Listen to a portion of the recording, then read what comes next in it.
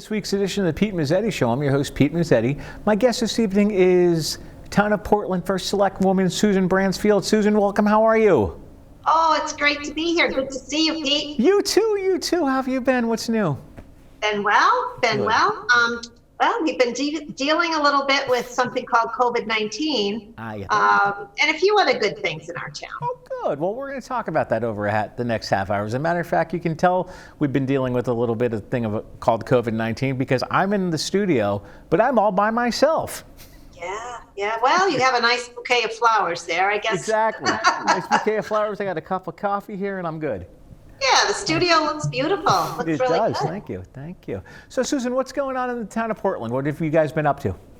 Well, we've been up to getting ready for our budget. It's budget season, Pete, as you probably know. Right. So we're working on that. We have some exciting things coming up and trying to weave those together into a document for our Board of Selectmen. And they review the budget over the course of March into April. Right. And then we bring it to the voters in May. And we put it to vote. And then July 1, we're up and running for our new fiscal year. There you go. Now, how are you guys going to do your workshops and your referendums? Are you guys going to do them virtually, or is the Board of Selectmen? We're going to stick with the Zoom meetings for the Board of Selectmen. But when it comes to the referendum vote, we plan on having it as an in-person vote. And I talked to our town clerk today, and he's indicating that we can do likely absentee ballots for the referendum. Sure. So we had a very successful November election, both in-person and absentee ballots for those that feel more comfortable with that way of voting. And it worked very well. Our registrars did a marvelous job, and our town clerk did a great job as well. Absolutely. And how are things going with the school system in the town of Portland with what's going on? The schools offer a lot of opportunity and choice for our students. We have in Portland full-time school, so all of the children pre-K through 12 are able to go to the buildings and participate in class. And then we have the Portland Virtual Academy School, and that is for youngsters. There's about 200, about 20 or so in each grade, give or take, and they do all of their learning remotely. Oh, wow. So it's a nice choice based on what the family's needs are and the individual students' needs. And honestly, Pete, I think it's worked out well for our teachers. Those who may have some health concerns, they have been able to continue teaching remotely.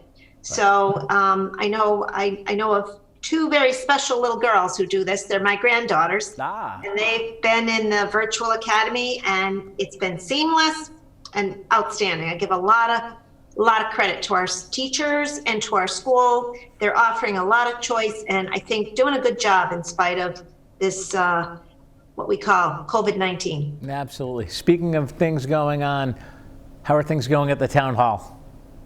Good. We are open. We do not have all of the offices accessible to the public. So what we do have is the ability for people to come into the building. They enter the building, they sign in, use a little hand sanitizer, indicate to the employee who takes a turn. I take an hour about every other day. I'm at the desk, and I say, how can we help you? And when they tell me, I call the various departments that they need to visit with. The department person comes downstairs. Let's say they need a building permit. So they need to talk to the building official. So the building official comes down, talks to the customer, and is able to make sure that they get everything they need, and in a COVID-safe environment. Right, exactly. You guys are very busy. Yeah, we're busy. We were very busy at the start of this last March into the summertime, just really trying to figure out what's the best way to contend with the virus, but make sure that all of our services are delivered as seamlessly as possible. Absolutely. And from what I see by doing research for tonight's show, you guys have a lot of fun, exciting stuff coming up. Let's talk about that. Sure. Which topic might you be interested in? Pick one. Okay, well, I know you and I have talked a little bit before tonight's show. We have a new brewery in our town. That's right. It just opened within the last 6 or 8 weeks. Okay. And they've been working hard. They're located on Lower Main Street. Yeah. You would access it right off the Aragoni Bridge. You take the right at the end of the bridge, and it's in our industrial park. It's called Concentric Brewing. Okay. And I must confess, I haven't been there yet. Okay. It's on my list to do, but it looks like they're doing very well, and they took their time making sure that everything was in place so that their customers could be served very well. Sorry. Okay. And So from Susan, from go ahead. From what I also understand is that you guys are also $525,000 in new sidewalks. Oh, that's right. Yeah, we have a new grant that we wrote to the State Department of Transportation. And it's in an area of our town, Pete, that is really underserved over the years. Okay. It's on, if you're familiar with Route 66, as you come off the Aragoni Bridge and go east toward East Hampton, just as you go near the Cumberland Farms, which is on the corner of High Street, and on the other corner is Anderson Farm Supply. Okay. There's no sidewalks on the Anderson Farm Supply side of High Street. So we're going to put sidewalks there, and we're going to complete sidewalks from what's known as Freestone Avenue onto High Street on the west side of High Street. We'll continue across where Cumberland Farms is and go to sort of a neat building that's there. It's an old railroad depot building. And sometimes there is a Top Dog food truck that's there. A lot of people from out of town and in town visit that. We're going to put sidewalks right in front of that area so that as people cross that very busy road of Marlborough Street, Route 66, they'll be safe. And then they'll continue along onto Airline Avenue and then go down Riverside Street to Chatham Court, which is a housing area run by our Portland Housing Authority. And there's about 100 children that live in that area. So it means those youngsters will be able, particularly those in grades 7 through 12, will be able to walk down High Street on sidewalks, cross Route 66, and then go to their homes all on a sidewalk. And right now they're using really worn paths that are along that area. Particularly in the wintertime, there's no good place for people to be walking. So we're really happy that the State Department of Transportation agreed with us and has granted $525,000 to the town to get this much needed project completed. Absolutely, absolutely. I also see that you guys have obtained a shelter grant. Yes, we did. We applied for what's called Small Cities. It's federal money. And small cities, through the Department of Housing, liked our application and decided that they would give us about $300,000. And what we're going to do is partner with a nonprofit agency in either the greater Middletown, Meriden, Wallingford area. And they will provide shelter services to those families and individuals who may be at risk of being homeless or who are homeless. And these folks, it'll be competitive, so we'll put out a request for proposals and we'll talk to different agencies. We'll partner with that agency, and together we'll hire people that are very skilled, social workers that are skilled in homelessness prevention and trying to help families with a much needed item, which is housing. We all need a safe place to live, and I'm very excited about this program. And I'm very happy to be working with some of our neighboring communities in order to get good work done. Now let's talk about the homelessness prevention for the region was recently rewarded to Portland. Yeah, that's the shelter diversion. Oh, got it. One and the same. Yeah. Never mind. Susan, you got me on my toes tonight. That's right. That's right.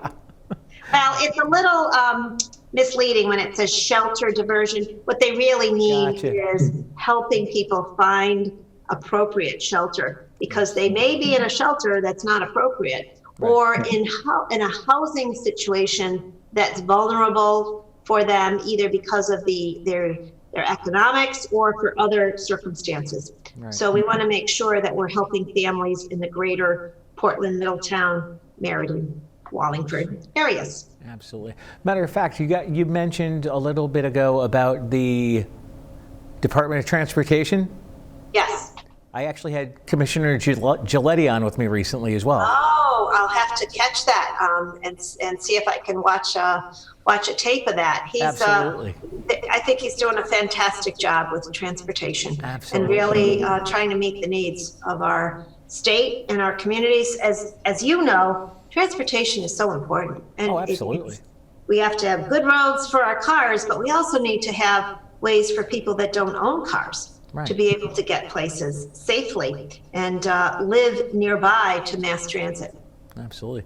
As a matter of fact, one of our other mutual friends who was here not long ago was Joe DeLong from CCM. One of my favorite people. Joe DeLong is a wonderful person. Yeah. Oh, absolutely. Are you still involved with CCM? I still am. I'm on the executive committee of the board of directors. And I'm also involved with a committee that's been formed, a new committee called Committee on Inclusion.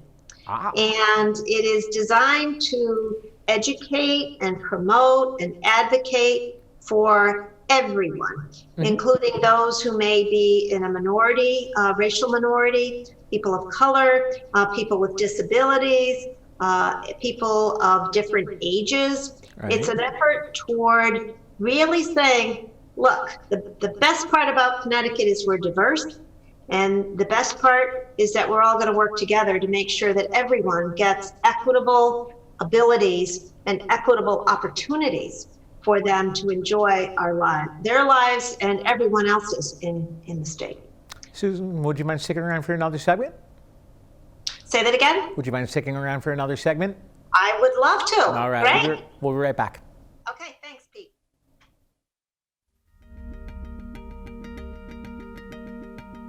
Smart TVs and streaming services have taken over the television industry. VSC TV is proud to announce our presence on Apple TV and Roku to make watching your favorite shows even easier. You can access this service by downloading the Cablecast ScreenWeave app. Then choose Valley Shore Community TV from the list of channels. Select VSC TV Live to watch our channel in full HD. Or pick a show from our on-demand video library.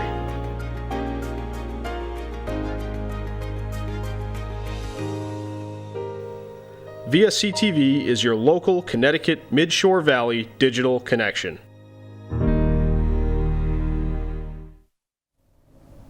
Welcome back to this week's edition of the Pete Mezzetti Show. I'm Pete Mezzetti, sitting here with Susan Bransfield, who is the first Selectwoman of the town of Portland. Susan, welcome back. Thank you, Pete. Good to be here. Thank you. Thanks for sticking around. So where would you like to start the second segment? What topic would you like to discuss? Ladies' choice.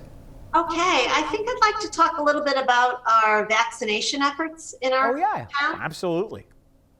As you know, it's very important for people to get vaccinated. Right. And there was a new announcement made today by the governor's office in terms of the next round of eligibility. Right now, those folks that are, of course, first responders, we've gotten all of our first responders vaccinated in Portland. Yeah. We've also gotten our first responders within our town who do a lot of the public works driving. Sure. And they also during the day drive our fire trucks and our rescue vehicles. All right. So we're confident that all those that were eligible were able to get their vaccinations.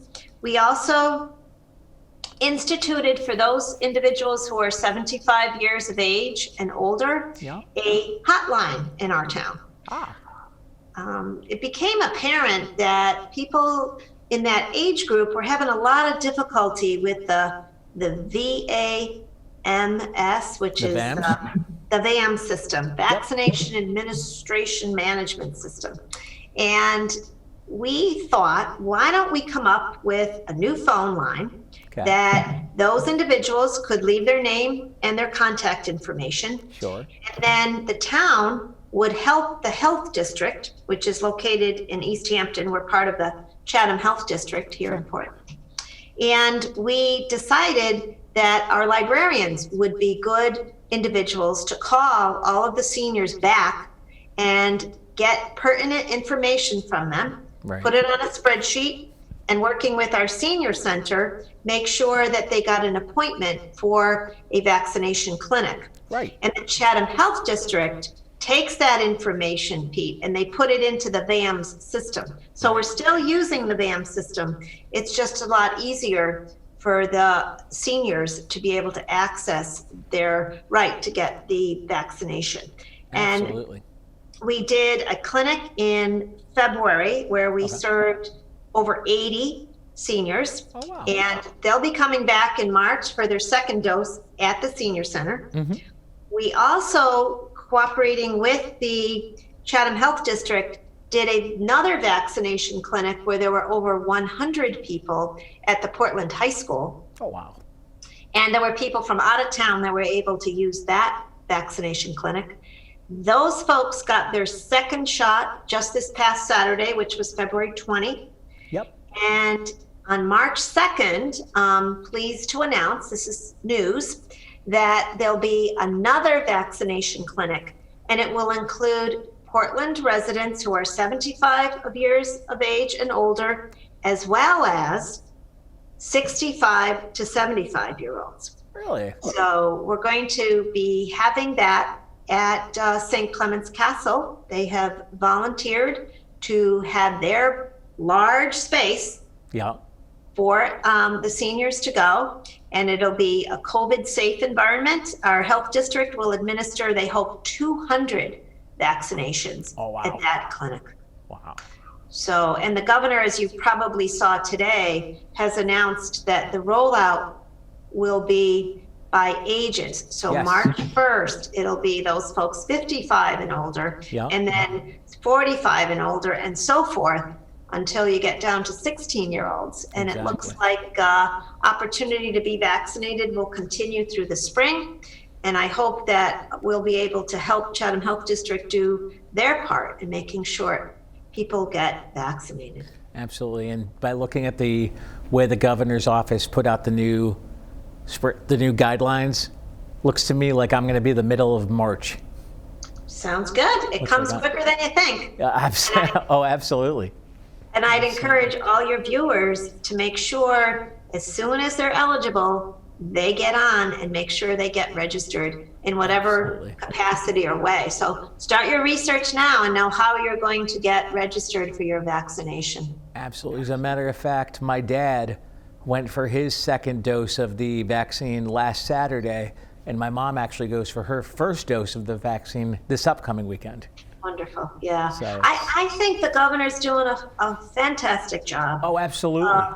Keeping all of us informed, keeping us safe while we're waiting, and doing a great job with this rollout of the vaccination. I was pleased to read today that we'll be able to see everybody have their turn to get their vaccination. And I also understand as of March 1, there'll be opportunities for our teachers of pre-K through 12, as well as preschool and childcare centers to get their vaccinations at particular places that will be announced. Right.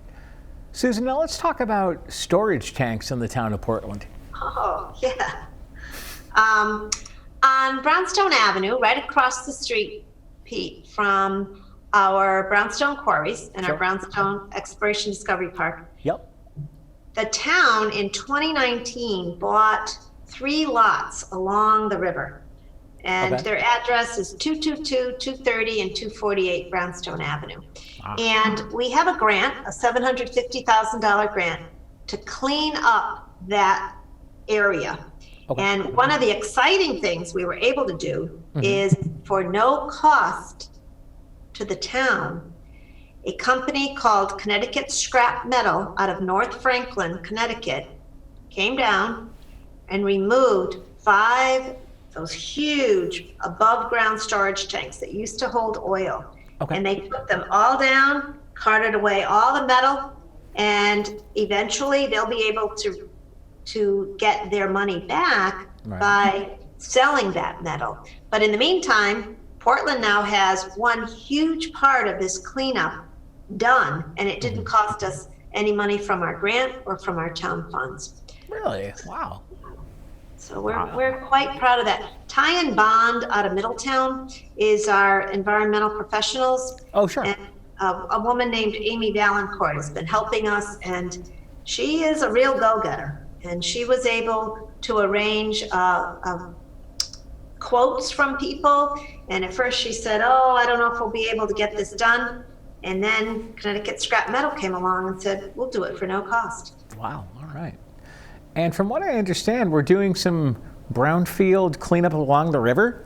Yes, so that's one piece of this project. Okay. And next will be a remedial action plan that's been submitted to the state. Okay. And we're going to put that out for requests for proposals from companies to come and do the cleanup of the soil. Now, the soil has residual petroleum products. Sure. Because for many decades, this was an area where the barges would come along the side of the river and offload the oil into these tanks.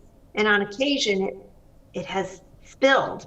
Right. So over the years, that's built up. And now with the tanks gone and some of the significant environmental hazard soil was removed last summer, we'll be able to get a company in there and be able to do further cleanup. And then it'll be ready for an economic development project. Most likely a restaurant or some other type of tourist attraction type facility. I really want to see a boardwalk along the river, Pete, so that people can come and fish. Maybe at some point, it's a deep water dock that is there that can be rebuilt, and people will be able to access, like the Lady Catherine or some other touring boat, and be able to come into Portland or to take a ride and go along the river.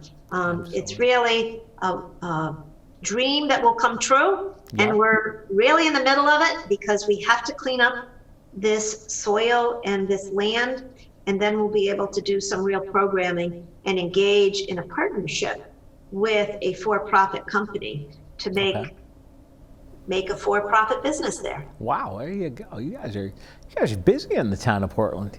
Yeah. Well, there's always work to be done, and we have a great team that we work with. We have great employees.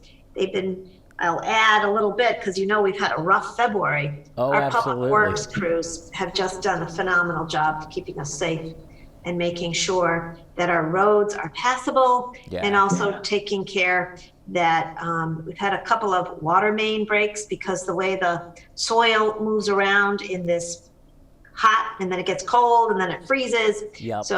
Seamless. No complaints to my office other than we're so happy our guys are out there doing such a great job. Oh, absolutely. We've got a little bit more time left. So how is the town of Portland doing, especially during this wonderful winter that we're having? Well, we're doing fine. I think that, as I just said, our roads are safe. We've been able to keep everything open, and we are spending money. I mean, a lot of these storms have come either on Sundays or on holidays. So our workers are working overtime. Right. And the one thing that's really a challenge this season is getting enough salt product. There's been a shortage of some capacity in our state. So working with Bob Shea, who is our public works director, we've been able to have enough product. Right. But it is a challenge throughout the state right now. And hopefully that will alleviate if we begin to have warmer weather and not have to use the salt so much. Exactly. No, all in all, we're doing well. We're doing very well. Excellent. We've got a little bit more time left. So what else do you want to talk about before we say goodnight? We got about 45 seconds. Okay, we have some exciting things that we're doing with our schools and our landfill. Oh, good. It's solar panels. This spring, we're going to have a 10 kilowatt array or bigger to go on Brownstone Intermediate School, which is on Main Street.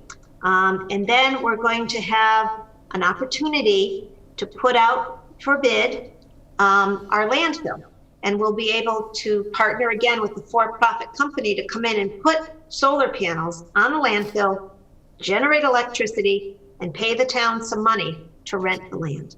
Excellent. So renewable energy, clean energy is something Portland is committed to, and I'm thrilled to see that we'll be able to actually put some of those solar panels in place. Cool. Susan Bransfield from the town of Portland, thanks for some time, and hopefully we'll see you again soon.